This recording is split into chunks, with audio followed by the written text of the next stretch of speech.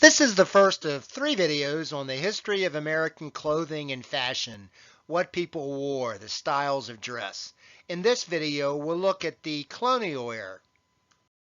I want to first start with Native American clothing, and I'm going to focus almost exclusively on the East Coast Native Americans, those in the eastern woodlands that the first Europeans discovered. Certainly, Native American clothing was well adapted to the environment, but of course, it varied according to the season and the location.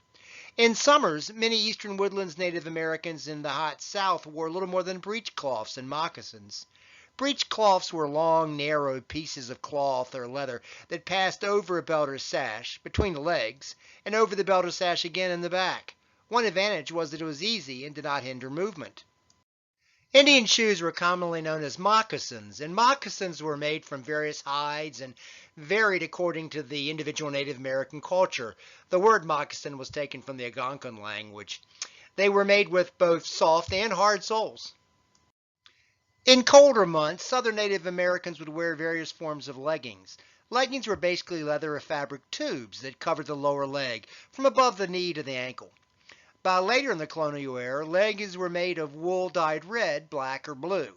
A tie extending from the top of the leggings was tied to a leather belt or wool sash worn around the waist to hold them up. Garters were tied just below the knee to keep the leggings in place. Sashes were often made with finger-woven wool yarn, while garters were often simple pieces of leather, or, alternatively, made with finger-woven wool yarn. Eastern woodlands Native American women wore a wrapped skirt, usually made from wool. The wool fabric was wrapped around the waist and could be tied in place with a leather twined belt or finger-woven wool sash. Women wore leggings made from leather or wool, but because the women's leggings were shorter than men's, they didn't have a tie that attached to a belt at their waist. Women also used leather or finger-woven wool garters tied just below the knee to hold their leggings up. Eastern woodland Native Americans in the more northern and colder climate, of course, dressed a little bit differently, attiring themselves more with the pelts and hides of all sorts of animals, not only mammals, but birds and even fish. Pelts were animal skins that contained fur, while hides were simply skins with the fur removed.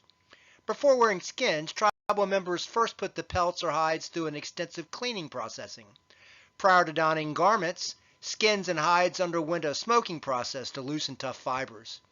Smoking materials made them, softer, which allowed them to stretch and mold, transforming materials from tough products that would create very stiff and uncomfortable pieces into soft, wearable leather. Leather was used to produce clothing worn from head to toe, including headdresses and footwear. Men and women wore robes, shirts, leggings, and moccasins. Eastern woodlands Native Americans decorated their clothing and accessories with a variety of crafting materials. Leather items were decorated with natural pigment paints, glass beads, and porcupine quills, among other objects. Porcupine quills were dyed, flattened, and attached to the leather in intricate designs. Quill work is a distinctly Native American craft. Cloth items were often decorated with glass beads and ribbons. Tattoos and body painting was common, signifying status or for different occasions. Headbands with feathers were important in identifying status and tribal affiliations of the eastern woodlands Native Americans.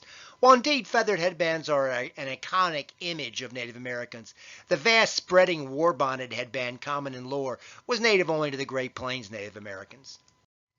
Of course, after colonization, trade with the Europeans transformed Native American attire, as European goods were seen as attractive. Military-style jackets or metal ornamentation was highly sought. Now turning to Europeans themselves, some of the first Europeans to arrive were religious dissidents known as Puritans. They disliked all the hierarchy and fancy elaborate liturgy of the Catholic and Anglican faith, and it was reflected in their clothing. Early 17th Puritan clothing was totally different to the types of clothing favored by other people who lived in England at the time. The English clothes at the time were highly elaborate with velvets, satins, and silks favored by the wealthy. Frills, lace, buttons, and bows decorated their clothing. Fancy buckles, buttons, fans, and even handkerchiefs were highly decorated. Feathered hats, bright colors, shoes with heels, and low necklines for women were also in fashion. Now, admittedly, only the wealthy and the nobility wore these expensive clothes, but most of the European society liked it. The early European settlers, however, they thought completely differently. Such elaborate attire was seen by the Puritans as evident of a profligate society. The elaborate robes worn by Catholic priests were also viewed with disgust by the men and women who adhered to the strict Puritan religion and adopted their own style of colonial clothing. The clothing Puritan women wore was plain and quite heavy, made from materials such as wool and linen. It included a long-length loose undergarment, or shift, that covered the body. The sleeves were sometimes removable and could be tied on. The shift was covered by a petticoat, a plain gown or skirt falling from the waist, and a waistcoat or jacket above. Long woolen stockings were on the legs and leather shoes on the feet. All clothes were held in place by tying them with laces.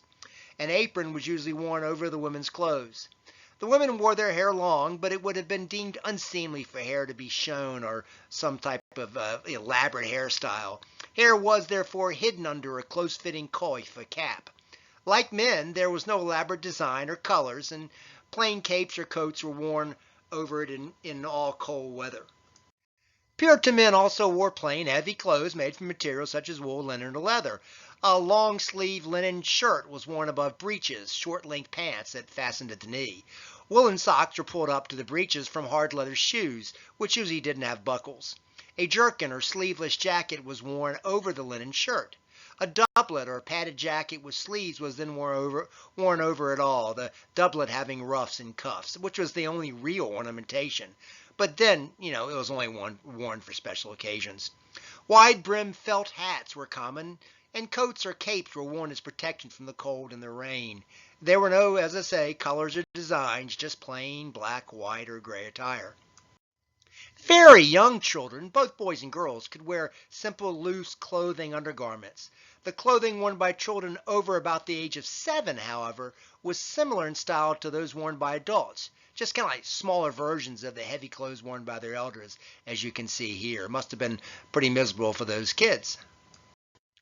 Further south, the early 17th century settlers of Virginia were not Puritans, but Anglicans. While their religion was not nearly as austere, the harsh environment early on gave little chance for, elaborate attire. There were more buckles, belts, and different colors and designs, but working in the heat often meant just breeches and a linen shirt for men and a looser fitting petticoat for women. White hats were, of course, common because of the hot sun. Soldiers wore metal breastplates and helmets. Whether in the North or the South, closets didn't exist in the 17th century, so American colonists stored their wardrobes in chests of all sizes, which they'd keep in the parlor of the house. Sheep were brought to America to produce wool for clothing, and throughout the colonial history, most people made their own clothes. Interestingly, alpacas from South America were brought to Europe, but their wool never caught on. Fur trapping and the fur trade with Native Americans quickly grew into a major clothing industry in the northern colonies. At the outset, beaver fur was the most valuable. Beaver fur could make up a whole hat, as you see on the left here, or it was often used in the lining of a number of other types of hats, as you can see in the bottom. The demand for beaver fur was so great that eventually the beaver was trapped out pretty much in many parts of the North by the end of the colonial era. The making of clothes fell to women. The process was time-consuming and involved spinning, weaving, and dyeing the material. The spinning and sewing were usually done in spring and winter when there was no harvest. The colonists grew and harvested flaxseed to make cloth, as there was no cotton yet. Linen was the first material that was used in the colonies because flax could be planted in May and harvested at the end of June. The tough fibers inside the flax plant were spun on a spinning wheel to create the linen thread. As time passed in the colonial era, spinning grew to be considered one of the few honorable occupations for single women. The term spinster was given to women who spun linen for a living because they were typically unmarried. The term spinster was used until recently to describe unmarried women. The daunting task of spinning, sewing, weaving, and knitting eventually transformed a tiring chore done at home alone into a real social gathering for women. Colonial women created events referred to as bees. The women held quilting bees, spinning bees, knitting bees, sewing bees, paring bees, and several other types of bees. Later, in the 1800s, women would follow pattern books that explained what to do for certain styles. Of course, throughout the colonial era, wealthier people would still order the most recent fashions from Europe, but invariably the mending of damaged clothes fell to the domestic women.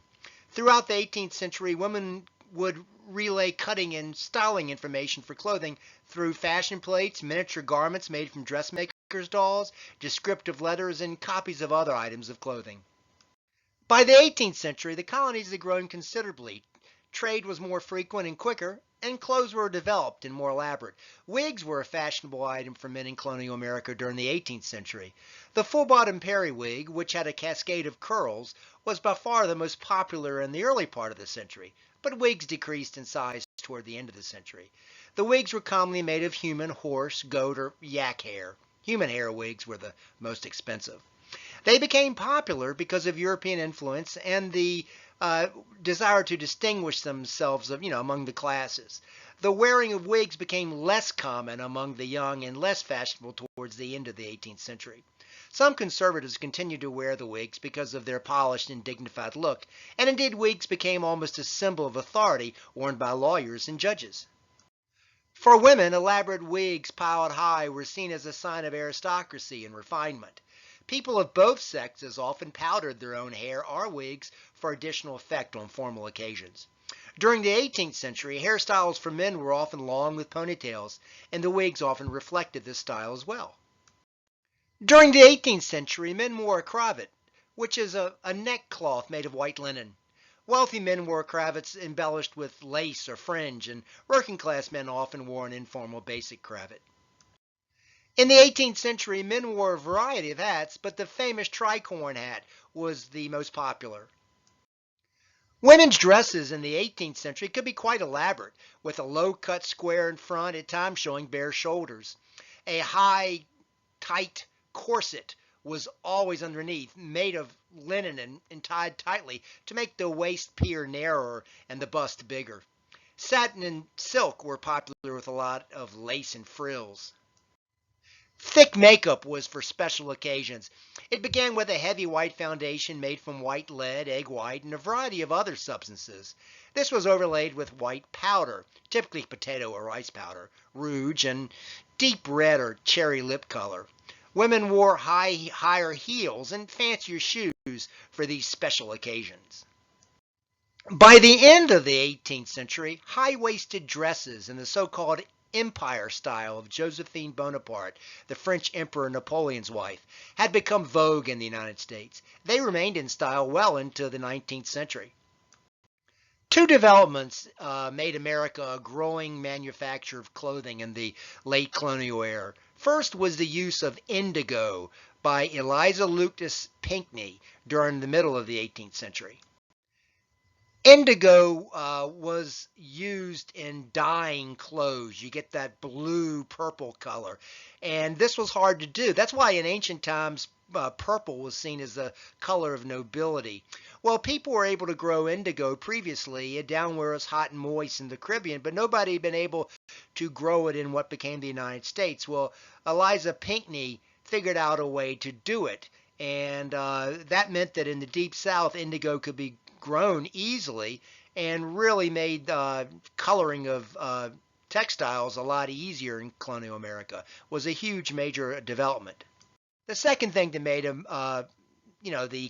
the America a major producer of clothing was the spread of cotton by famously Eli Whitney's cotton gin in the late 18th century. Cotton, of course, was a great fabric to make clothes, but producing it was just so laborious, not only in sort of planting and harvesting the crop, but once it was ready to be harvested, you had to pull the wigs and the twigs out, and it wasn't that much cost effective because of the labor and the slaves that were required to do it. Well, what Eli Whitney's cotton engine or cotton gin did was you could put all of it into this cotton gin, and you turn the handle, and we have like combs going different directions, and it'd pull out the wigs and the twigs, leaving only the fiber, and that made it a lot quicker and a lot more cost effective. And because of that, cotton production spread southwest, not just the coastal areas of the South, but it spread southwest, and there's a lot more cotton fiber for the production of clothes. The growing prevalence of cotton, together with improving transportation, led to a growing textile industry in the North. New mechanized, very early steam-powered textile factories made clothing more mass-produced and less expensive. These early textile factories still employed mostly women, but this is, by the way, this is very late in the colonial period in the early 1800s. Of course, the increasing use of cotton meant that slavery spread as well. Slave clothing varied over the years, the size and location of the plantation, the type of work the slaves was doing, and of course the humanity of the slave owner being determinative. Often owners would provide allotments of clothes periodically, including shoes. If the clothing needed mending, the slaves of course did it. For the slaves in the field, the clothing was often nothing more than rags, with adequate shoes a relative luxury. House slaves, predictably, were better attired, as they were the ones that were seen by the family and visitors, and nobody wanted to make themselves look bad. This, of course, continued well beyond the late colonial era. In any event, this concludes the first of the 3 videos on the history of American clothing, this one focusing on the colonial era, the 17th and 18th centuries.